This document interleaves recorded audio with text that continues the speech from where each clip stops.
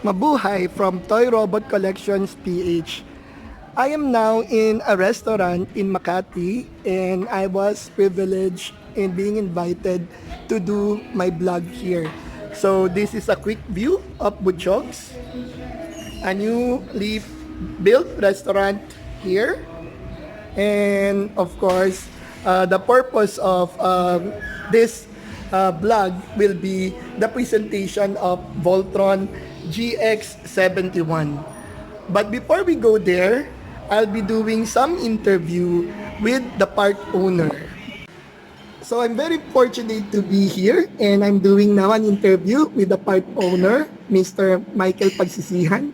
Thank you very much for giving me time. Thank you, right? Sir, for this collaboration. Yes. Yep. So my first question is, what is the idea or concept behind Butchog's? Why Butchog's? Okay. So Butchog's is an all-day breakfast place. We specialize in the Filipino staple viands, which are tapsilog, long silog, bang silog, and we also have grilled items and merienda items as well. So the concept behind Butchog's is we wanted to create a restaurant wherein there is we're serving food that is that would make you full. That's why in Filipino term it's Butchog's. It makes your tummy big, right? Yes, yes. Without breaking the bank. So Yes. that's essentially the concept. So it's really good food at an affordable price. Yes, good right? food at an affordable price. Okay. One of our taglines has been all day breakfast that won't break your bank. Yes, So yeah. that's nice to hear. Okay. And secondly, you mentioned some of the dishes that you are serving, but do you know or are you already aware of the best sellers? What are the top selling yes, food, we are. right? Actually, we're measuring it. So since I came from the IT industry, we're measuring the actual performance of each and every menu item. So far, our best sellers are the beef tapsilog, the bang silog, which is essentially milkfish, bangus, Yes. and our grilled items as well, such as we have our famous and original recipe for boneless chicken barbecue Wow. and pork barbecue as well. Yes. Yeah, so those are our best sellers. So I'll be very excited really to taste them later. Definitely later we have to taste them as well. But if you will see subscribers, there are already food there, right? So that it would actually make you crave for good food. Hopefully. Right? Yeah. So lastly, Mr. Mikey, you can invite my subscribers to come and visit your place. Okay. I would like to invite everyone from Toy Robot Collections Philippines, PH, to come to our place here in Palanan, Makati. We are in 3480 Florida Street. So we're open from 3 p.m. to 11 p.m. at night. And that's it. Sa Butchog's ka sa sarap, tulog ka sa busog. Wow, Maraming that's salamat a good po. slogan. And thank you once again. So, our subscribers, for the next segment, we will be doing the actual review of the GX71 Voltron Go Lion Bandai. So, I'll see you again in a few minutes. Buhay again from Toy Robot Collections PH. So, again, I'm here in Butchog's and I'm very thankful to be given a good venue to do a little presentation on the GX71 Go Lion from Bandai. So, there were actually two releases of this toy. I think the first one was released around 2016 or 2015.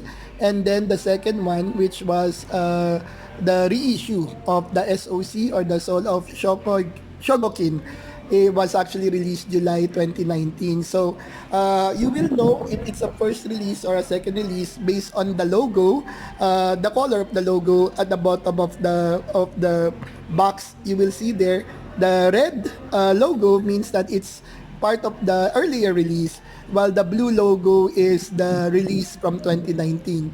However, according to my friends who are part of the Voltron Collections or Voltron Collectors Philippines group, there is not any difference between the two releases.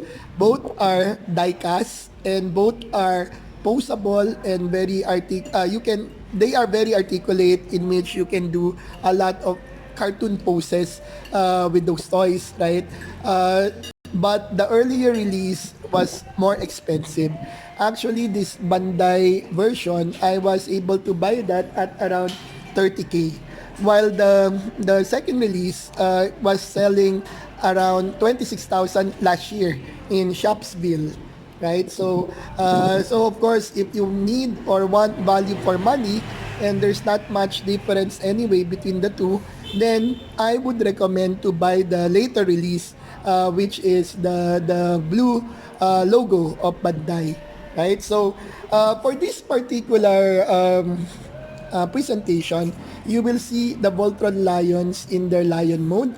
So what is the difference between these lions from the different Voltrons that were released in the past? Let's say, for example, the Toynami Voltrons, etc. What was said in the website of this particular toy manufacturer is that this particular version is actually more accurate to the cartoon. So if you notice, the yellow lion, there's an extra point of articulation here so that the lion can actually be in a sitting position, which the toys in the past were not able to actually show. Yes, the lions can sit, but they look upward. But for this version, they are actually cartoon accurate. So that's for the yellow lion, and this is the blue lion. As you notice, again, there are joints that you can actually move so that you can have a very good sitting position, right? So another thing that I like, but of course there are different toy manufacturers where that have different gimmicks as well. Like for example, the Toynami anniversary version have lighted eyes and sounds, plus the key that you can actually insert at the base and it will make certain sounds. But for the SOC or for the Bandai versions or toy lines, what I notice is that their toys always come with a rack like this. So actually this is my favorite. And if you notice, you can even change the nameplate, and the nameplate is not a sticker, or the nameplate is not actually built into the rack, which has a tendency of being detached as time goes on, right?